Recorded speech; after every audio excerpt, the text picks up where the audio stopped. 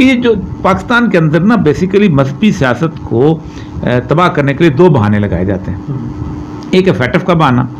FATF का मैंने challenge किया हुआ है कि मुझे बताएं पाकिस्तान अगर ब्लैक लिस्ट में भी चला जाए तो उसको क्या नुकसान होता है? कुछ नहीं होता, सिर्फ अकाउंट खोलने और उस करने के अंदर थोड़ा डिले आ जाएगा।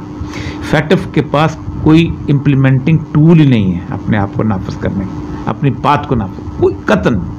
फैटफ एक एडवाइजरी बॉडी है, फैटफ एक ओवरलुक करने वाली बॉडी है, लेकिन उसको लड़ा, उसको बहाना बना के जिसको चाहो बंद कर दो, जिसको चाहो। एक तो फैटफ है, दूसरा ये जो यूरोपियन यूनियन का मैंने पूरा लॉ पढ़ा है, तमाम 29 मुल्क हैं यूरोपियन यूनियन के, they are together for two purposes. Number एक, उन्होंने कहा है कि हम करेंसी जो है ना उसकी वजह से हम एक हैं, और दूसरा यह है कि हमारी बाउंड्रीज जो है नहीं होंगी, इंटरप्रेशन मसला।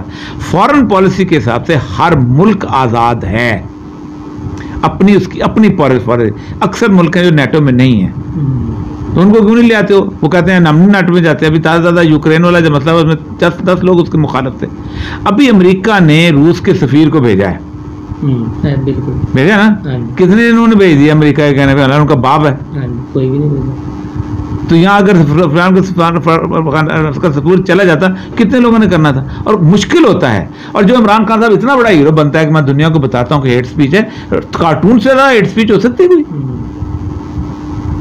तो कार्टून तो आप तो पार्लियामेंट पूरी पास की होती तो एक 22 करोड़ अवाम की विल जाती कि हमारी हेट स्पीच हुई है, तो ये तो बहुत बड़ा था। असल मतलब यह कि पार्लियामेंट में कोई पार्टी भी नहीं चाहती कि ये बिल पेश हो। बहुत सारे लोगों के चेहरे खुल जाएंगे। आप क्या समझते हैं फांस के सफीर को भेजने के हक में शरीर रहमान वोट देगी, रज़ा रब्बानी वोट देगा, फवाद चौधरी वोट देगा, शीरी मज़ारी वोट देगी, मां मर जाएगी इनकी।